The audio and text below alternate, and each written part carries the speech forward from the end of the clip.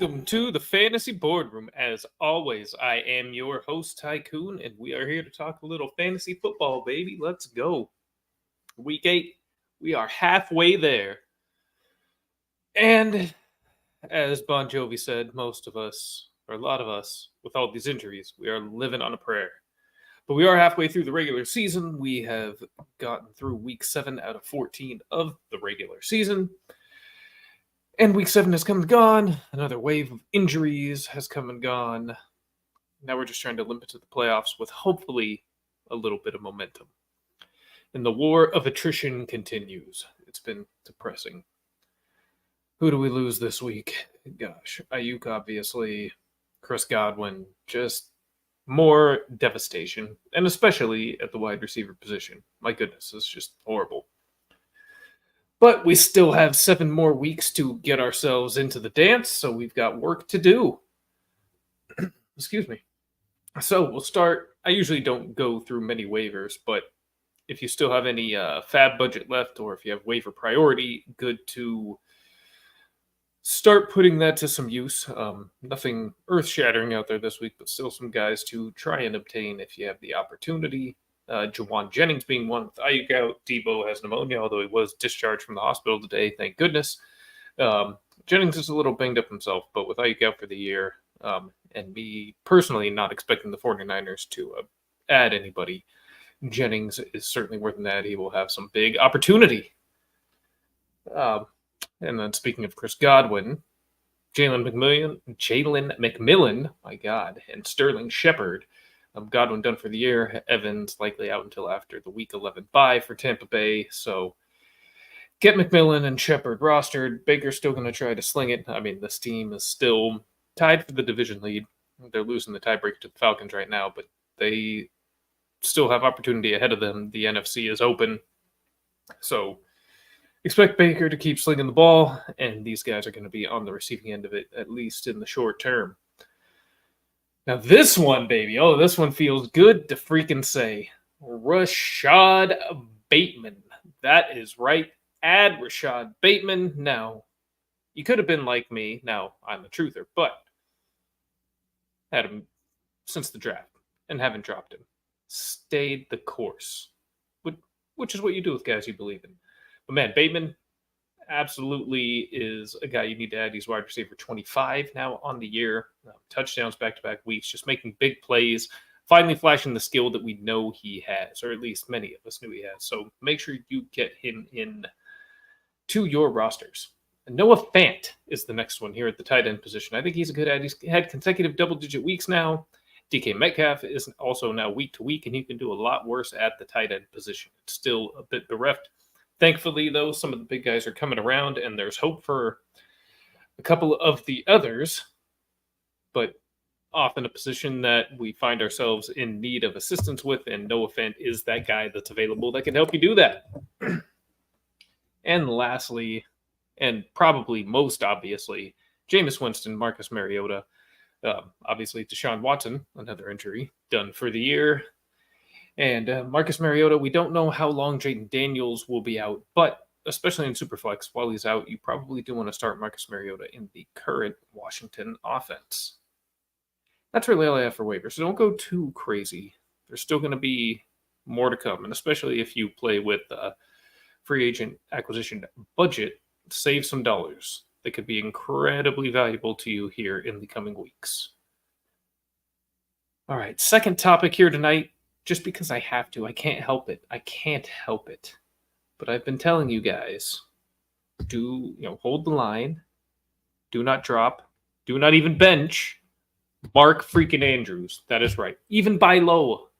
And I hope you listened. And if you did, you've been rewarded the last 2 weeks. And all of a sudden, he's tight end 11. And that includes 2 zeros, 2 donuts in some weird games and weird game scripts. Now, if you take away those 2 zeros, which you can't. Oh, and by the way, he's only the missed touchdown a couple of weeks ago. Oh, man. If Lamar had just let him a little easy walk in. But he would be TE7. Now, if you take away the 2 zeros, and I know you can't. I understand. But still, he'd be averaging over 11 points a game, which would be good for tight end 5. Lamar is on track for another MVP. So just believe in Lamar. thus believe in Andrews. The weekly ceiling, again, as high with Andrews as any tight end in the league. I'm not saying there won't be any more bad weeks. I'm sure we're bound to have a couple more in there, but keep yourself in position to reap the best rewards from one of the best tight ends still in the league. Any wash talk was absolute garbage. Now, beyond waivers and bragging about Mark Andrews, or maybe just being incredibly stoked about Mark Andrews finally coming into the form that we really needed him to be in, we also have some trade targets. What's the time? So last week we talked about kind of how to navigate the rest of the way depending on your record at the time. And that's kind of going to be applicable the rest of the way. But right now, trade targets. There's a lot of teams have a lot of need. The unfortunate here is that pretty much every team is probably dealing with some sort of injury and looking to also make a trade to try and fill a void that they have found themselves with. So hopefully you can find partners with the right roster balance. Maybe you have the extra running back for somebody who needs one, and they have the extra wide receiver that you need. But ultimately, looking to buy guys that might be at a slightly discounted price at this moment.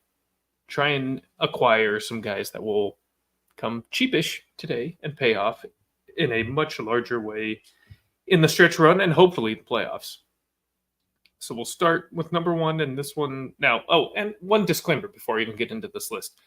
Most don't advocate trading for injured players, and I'm going to recommend a few here. Typically, I don't either, but the injuries to the players that will be on this list, at least the ones that do currently carry injuries, are not especially serious. These guys should be focal points to their offenses upon their return. First being Tyreek Hill, not injured. Tua is the one that's been injured. But owners of Tyreek Hill are likely to be incredibly frustrated, probably at their wits' end at this point. And even with knowing Tua is very, very likely to be back in very short order, they might not be able to take it anymore. Offer them anything decent, something that they can see any value in, especially immediate value, just to get him off their team at this point. They don't even want to deal with it. They don't even care if he breaks out later. Just be gone. This could be your opportunity to pounce, because when Tua is back, Tyreek will also be back. Sam Laporta has been probably the most disappointing player at the tight end position at this point of the year. I don't even think he's in the top 20 right now. It's actually, hold on a second. I'm going to double check that, but it has been a very rough go for one Sam Laporta out there in Detroit. Yeah, tight end 21. That is, oof, for a guy that was drafted as tight end 1, second round price tag in a lot of leagues, third round at the absolute best case. Ugh. However, Jameson Williams has found himself suspended again, this time for PEDs, 2 games. And this is going to provide the opportunity for Laporta to sneak his way back into a role there with Goff. And hopefully, after he produces here for 2 games for Mr. Jared Goff, Goff will then remember that and kind of look his way a little more often as we close out the season. So that's a little bit higher risk, but we know he's got the talent. We know he's got the goods. We know he can do it. He just needs to get some of his touches back there from Jamos. Jameson Williams is providing this window for him to sneak back into it. Quick pause. Millie Mills, what's up, brother? Happy to have you. Welcome to the show. What do we got? Trying to flip Kamara for another RB. Was thinking Kenneth Walker, Bijan, Gibbs, or Kyron. Am I reaching too high for one of those? You probably are at this time, because it was a bad week in the most recent outing with Kamara, and honestly, a lot of people, the way it goes with them, it's just the last thing they see is the only thing they remember. So you're probably going to have a difficult time, especially with all of these guys coming off of, yet again, big weeks. So I think it was week 9 that Carr was targeting his return. So if your deadline is after that, I would try and hold Kamara for another couple of weeks.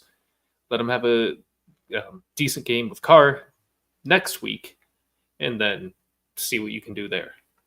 But right now, I think you'd probably be trading him at his lowest value here, at least so far in the season, regardless of the season-long totals. Again, people have short memories. So I think you're going to have a tough time getting one of those elites. But I think pairing him with somebody else after he has a big game, if you have another depth guy, then you might be able to get, at least nearing this range of running back. Makes sense? Yeah, sweet. We got Joe in the house too. What's up, bro? Happy to have you as well. Always good to see you, Joe. Obviously, moderator. We're happy to have you. Plus, need you to help regulate, although it's just Millie right now. At least chatting. All right, so back to the trade targets. This one, you guys are going to roll your eyes at me. Some of you guys might even turn this off, say, this guy does no ball, and get out of here. But Travis Etienne. A lot of people seem to think that Tank Bigsby is now the running back one in Jacksonville. And I'm here to tell you, his head coach is here to tell you, no, he's not. When Travis Etienne is healthy and back to the active roster, he will be running back one. Tank Bigsby is not better than Travis Etienne. Despite, he's had some highlight runs. And again, I know you can't take these away, but you take away a couple of big runs. The guy is just not incredibly efficient. I don't think he's bad. To be able to bust the big runs is incredibly valuable. For chunks of Saquon Barkley's career, that's what it was. It was either 1-2 yards, nothing, or a home run. And so you still take that, don't get me wrong. But as far as really being an every down, more reliable back, Travis Etienne. And he's had many games that have been much better than Bigsby's previous 2 weeks. So just don't worry about Bigsby, please. For the love of God. And I'll pose it to you this way, if you're worried about Bigsby. Are you worried about Jordan Mason when Christian McCaffrey returns to the 49ers? I'm not saying Etienne's McCaffrey, obviously, but just a somewhat apt analogy. Think of it in those terms. Just be ready. So you might have to wait a week or two for him. So you can't really make the buy low trade on Etienne when... if you're under 500, essentially, because you can't afford to wait a week or two for the asset to return value to you. But if you're in a top 3 position in your league and you can afford to possibly drop a week if this trade costs you a week, then it's worth it for the long-term payoff. Jacksonville is going to Jacksonville, man. I don't know what to say. It doesn't seem to matter who owns the team, who runs the team. There's always some nonsense happening down there in northern Florida. Jordals, for those that watch A Good Place. We'll address this then. Bigsby's not going away. True. I'm not saying he's going away. But what I am saying is that the lion's share is still absolutely with Etienne. Yeah, Bigsby's done enough that he's going to eat into the volume a little bit for sure. But make no mistake, Etienne is still very much the lead dog. And that's not changing. And I can't help you if you don't realize that. Another target that I like.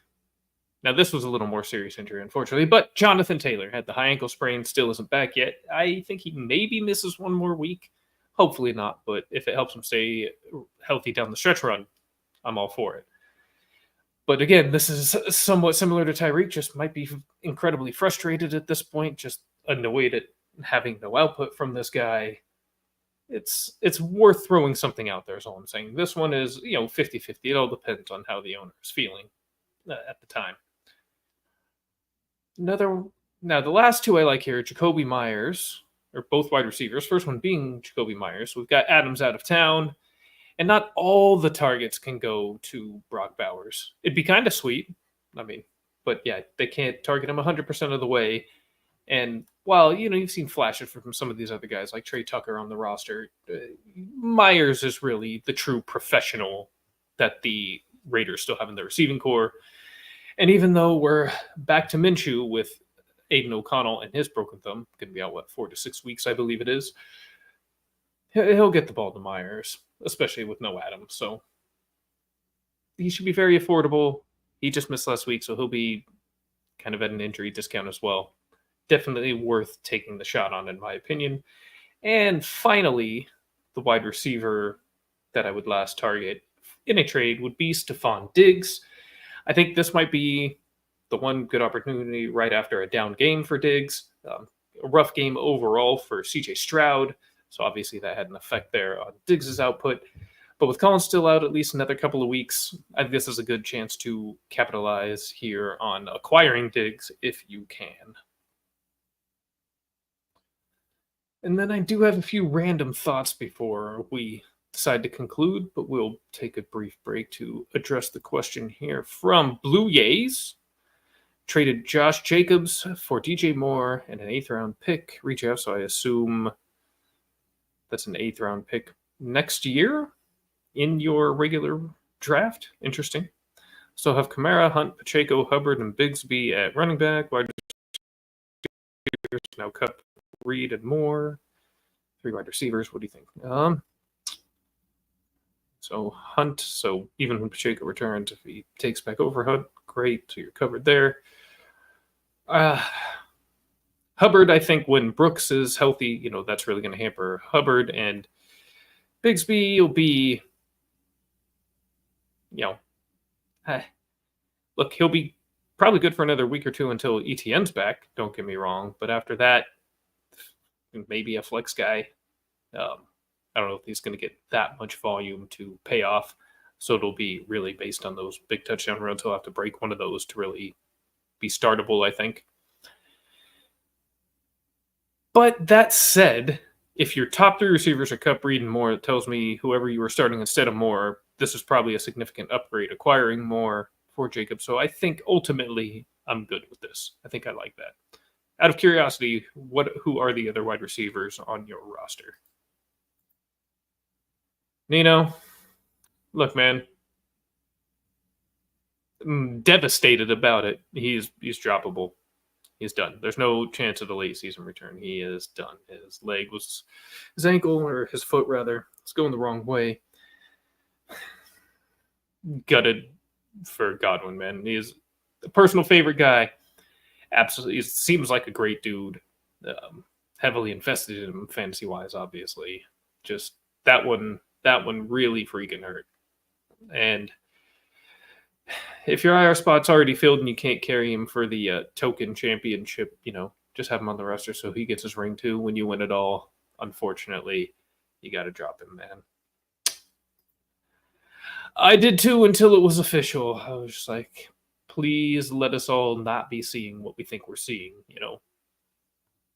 But unfortunately, we were right.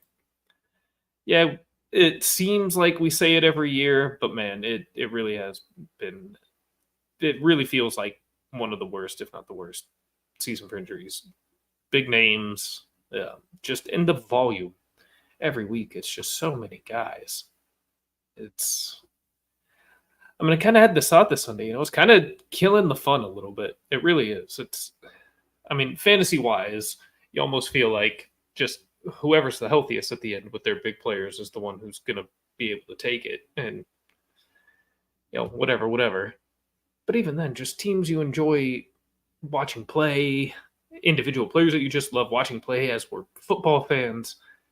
And now we don't get that. And just week after week, I don't know. It's not fun to continuously see guys hurt on the sideline, getting carted off, finding out they're out for several weeks. And whether it's for your own team or a rival team even, it sucks no matter what. Some of this stuff is freak stuff and just the nature of a violent sport. But I swear, man, some of this stuff is due to the way the CBA forces teams to operate preseasons now. I swear these guys are not truly ready to go in these seasons when they start, man. Training camp is not intense enough, I don't believe, anymore. And it sucks because what we end up seeing is guys getting hurt, missing action, costing teams opportunities, costing fantasy people, their money in entry fees, betters, blah, blah, blah. I know they don't care about that shit, nor should they. But it's bad for everybody, especially them, obviously, them most of all, when these guys get hurt. And hopefully it'll slow down. Back to Blue Jays real quick. You also have Myers, Sutton, Kirk, and garbage. All right. No, then I do like the trade. Good. Jacobs for more on a pick next year. I'm all for that. Yeah, the Hutch one, dude, that truly sucks. Again, if you're a fan of football, that is horrible. Horrible. Like, that is not good for the game. Just absolutely blows. Huh.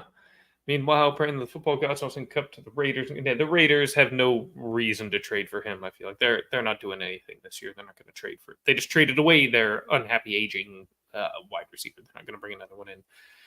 Now, I think the Vikings and the Bucks are the teams to look out to potentially go after Cup. Just my opinion. Lost Scott and Hack on the same team. Ooh, that is painful. My condolences, Nino. What is up, Ravens? Rico Dowdle or Devin Singletary rest of season? Gun to my head right now, I'm going to say Dowdle just because Tyrone Tracy is making his presence felt there in the backfield. So that's where I would go. Cup trade question. Shoot, Nino.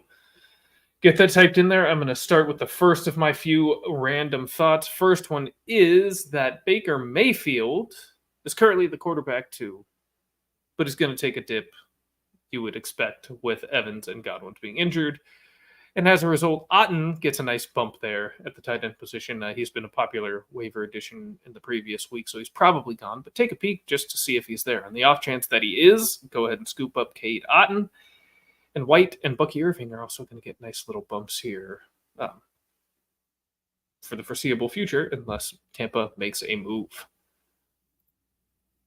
Got offered Mixon and then my choice of these three receivers. Keon, Pop, Demario Douglas, Darnell Mooney for Cup and Smitty. Ooh. I'm probably keeping Mixon, frankly. Cup older, has dealt with injuries the last couple of years. Who knows exactly where he's going to get potentially traded. And if he doesn't, him and Nakua come back at the same time. I love Cup, but no, I'm keeping Mixon here. I think Mixon, and which is weird for me to say because I've historically been kind of an anti-Mixon guy, but he really is a driving force to that Houston offense. Even on the great days for Stroud, Mixon is still going to get his. He's looking really good this year. Oh boy, Pareko is back, but I skipped one. I'll get right back to you, my man. Ravens. Thinking about picking up Jameis as my QB3 in my Superflex League. I have Murray, Goff, and Danny Crimes. Crimes did a good job for me during the Lions bye, but Crimes and Murray have the same bye. Yeah, so that means you're only going to have one QB in one of those weeks. Absolutely pick up Jameis. Absolutely get Jameis. Anybody that's in a Superflex League and Jameis is unclaimed, go get him immediately.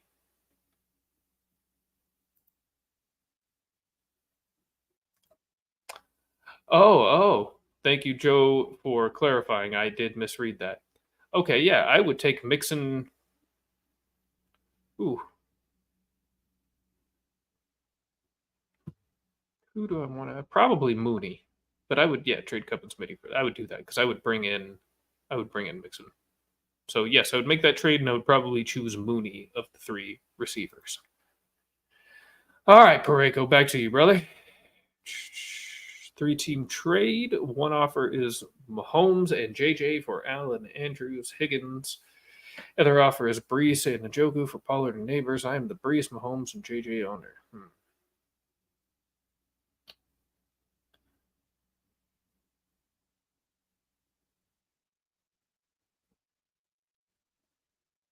Allen, Andrews, and Higgins. And then Brees and Njoku for Pollard, Neighbors. Brees, Mahomes, JJ. All right, so you'd in effect be trading away Brees Hall, Patrick Mahomes, and Justin Jefferson for Josh Allen, Mark Andrews, T. Higgins. Oh, and also trading away Njoku and to bring in Tony Pollard. All right, so receiver-wise, you'd be trading out JJ, bringing in Higgins and Neighbors. Yeah. Also trading Njoku for Andrews. Upgrading from Mahomes to Allen. And going from Brees to Pollard. So new team would be Allen, Pollard, Higgins, Neighbors, Andrews.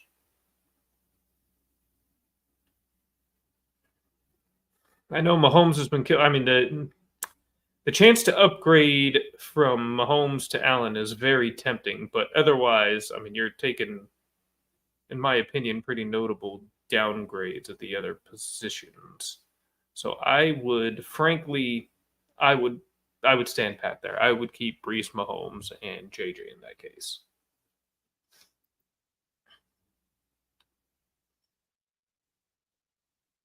Wide receivers take hit, obviously, but everyone would be insane for the year in playoffs. Yeah, no, I'm totally agree. Yeah, no, Mixon, you want Mixon. I look at him as the most valuable player in that trade, and generally the guy who gets the best player in the trade is who wins the trade.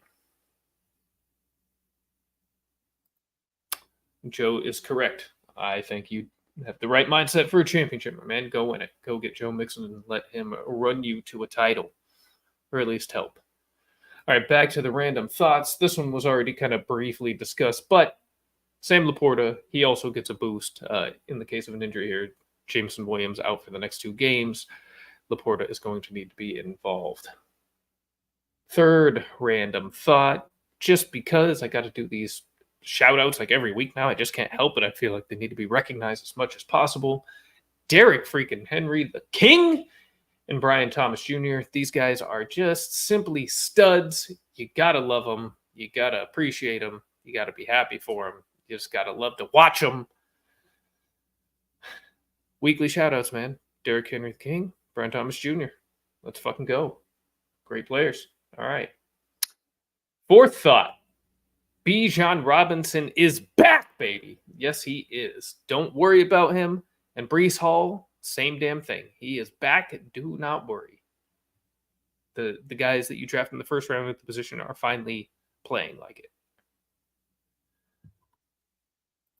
10-man running backs will be Bijan, Henry, JT, and now Mixon. Yeah, that's stupid. You're going to crush it. Amari Cooper is an instant fit there in Buffalo. So those who held him through the Deshaun Watson hell will now be rewarded. Kind of back to your trade there, Pareko, which I hate to say. Patrick Mahomes is QB 22. That's a wolf. Barely ahead of the guy I just said, Deshaun Watson. Just barely ahead of Deshaun. Oh my God. I didn't even realize it was that bad until I looked again. And Deshaun got injured in the, first half last week? So, yeah. Not good there for Patty.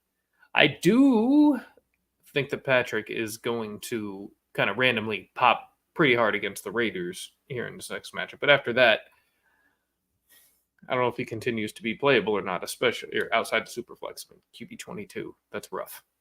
Very rough. Speaking of Bijan Robinson and Brees Hall being back, George Pickens is back. Yes, he is. He is back with Russ. And the reason is not necessarily because of any the specific stats this weekend, but because Russ allows him to get those contested balls, those 50-50 balls. He just trusts his receiver to make a play. He's not afraid to just throw it his direction and let George be George, which, as wild of a cat as George Pickens is, the guy has some crazy hands. And so just having his QB trust him to make the play and give him a chance is going to result in some more of these crazy plays, especially on probably some deep plays with Russell's nice moon ball. Pickens is back, baby. Pickens is back. And the very last thought that I really have here is that if David Montgomery is hampered at all, I mean, I know he came back in the game last week, but if there's anything lingering here, Gibbs might be RB1 overall during that stretch. So keep an eye on that. But hopefully Monty is okay. We love Monty. We need Monty. So please be healthy, David. Prayers up, bro.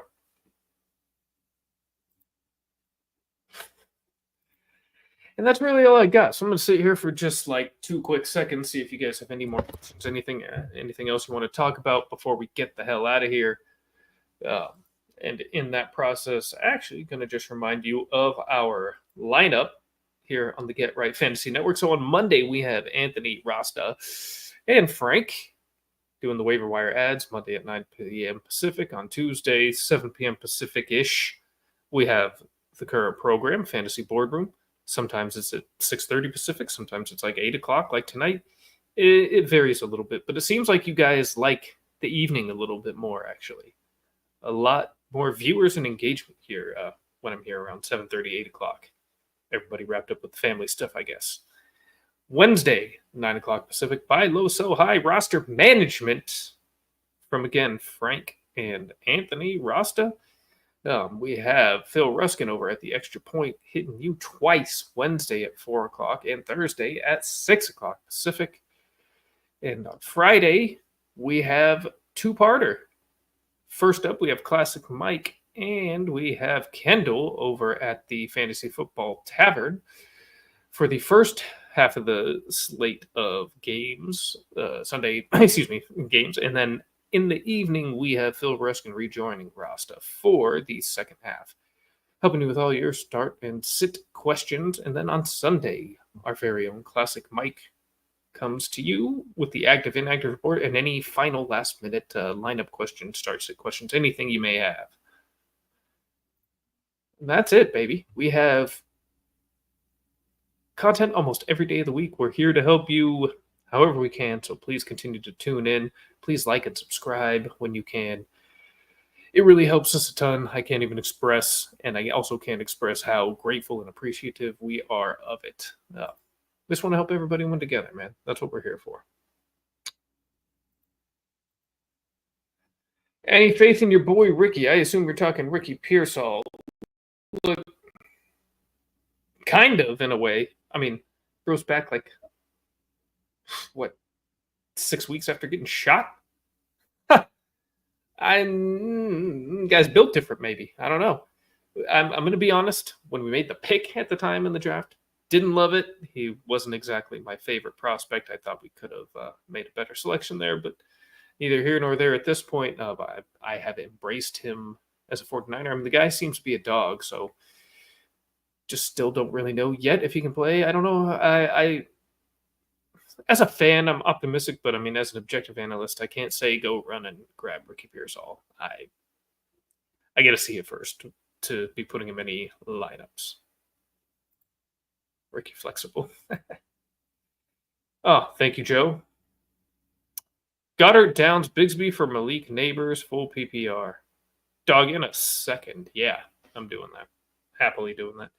Unless you really have no depth anywhere. I mean, if Bigsby, trading Bigsby, he shouldn't. He should be already your RB3 at best. So, unless you're dealing with another injury. So, if you can afford, yeah, absolutely go for it. Down, same thing. Goddard, don't like to lose him, but if you can possibly pick up K-Dot, hopefully, or if not, even Noah Fant, then yeah, get Neighbors onto your roster for sure.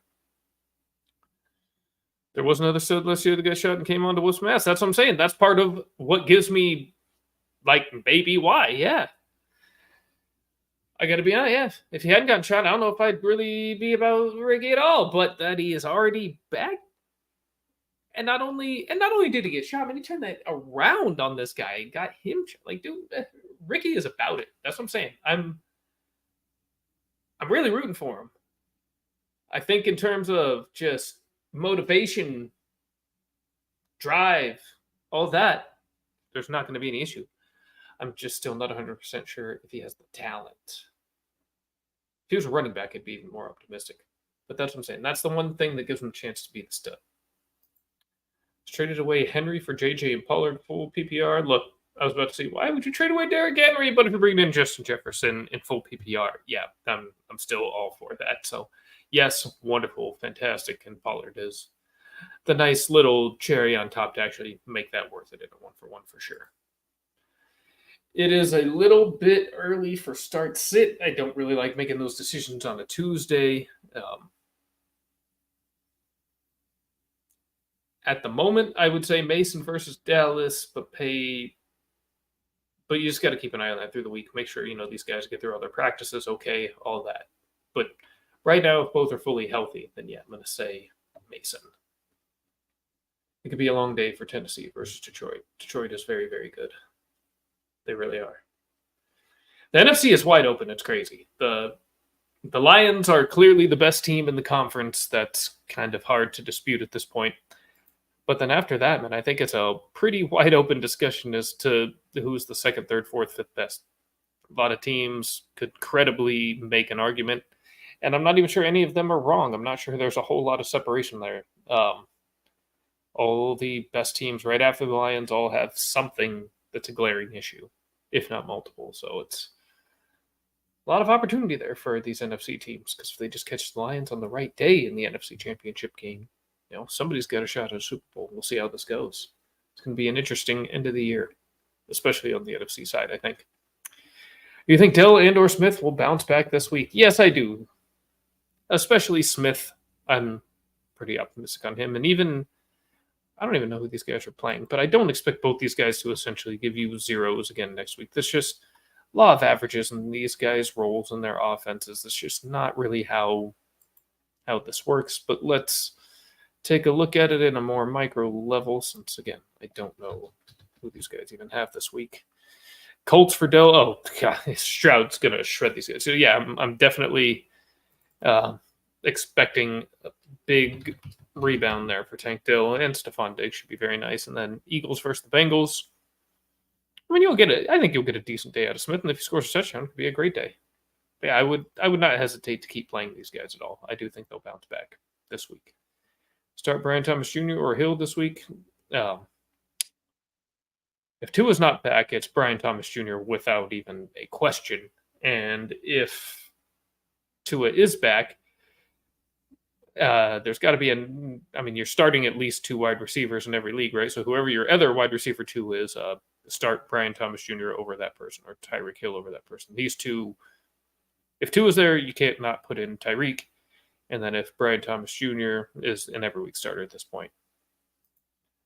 Benching Smith for Worthy, yeah, you think he's going to pop against the Raiders, huh? That's a gut call. I wouldn't do it, but I could see why you would. I mean, Raiders are going to be prone to that big play. Thoughts on Javonte Williams, sell high or hold? I would sell high if you can get anything respectable for him, for sure. I think we probably saw his best game of the year this past Thursday. I'm still just on. There's going to be a lot of ups and downs still with that Broncos offense. I'm still not a Bo Nix believer, so.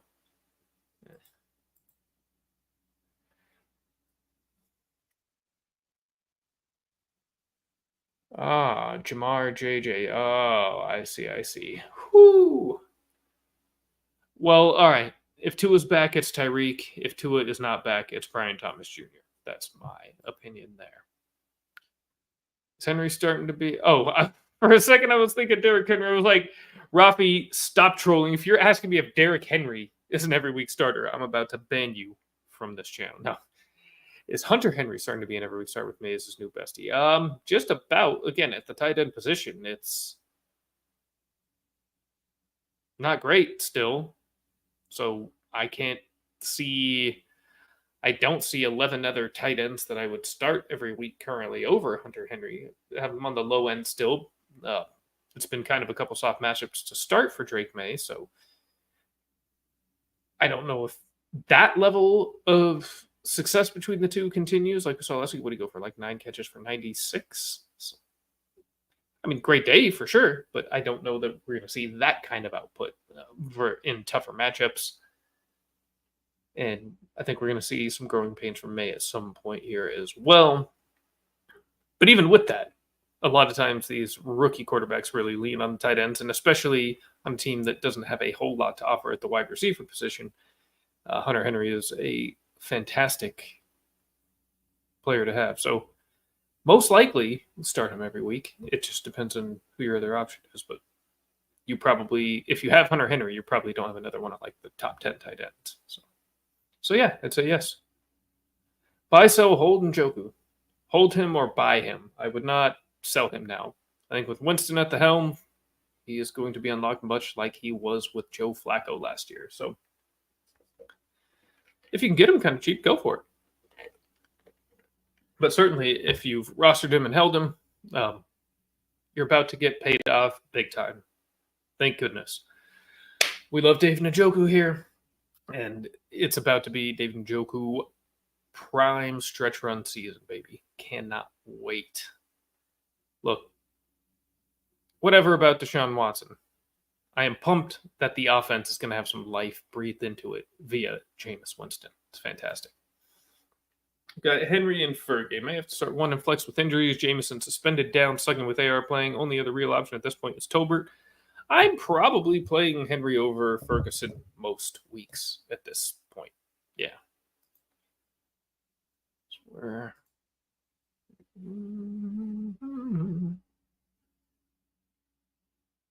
Although, I mean, that's going to be kind of a wash, actually, yeah, because they're essentially tied in points per game.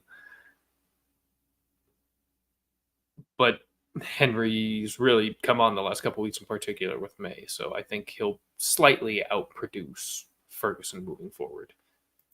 Unless things really turn around in a big way here for Dallas in that offense, but we'll see. Sell Olave if you can, but good luck. Devontae Smith for Swift, half PPR. So I want the Swift side in that, in half PPR, to put it that way. So if you're getting the Swift side, great. If you're trading him, don't.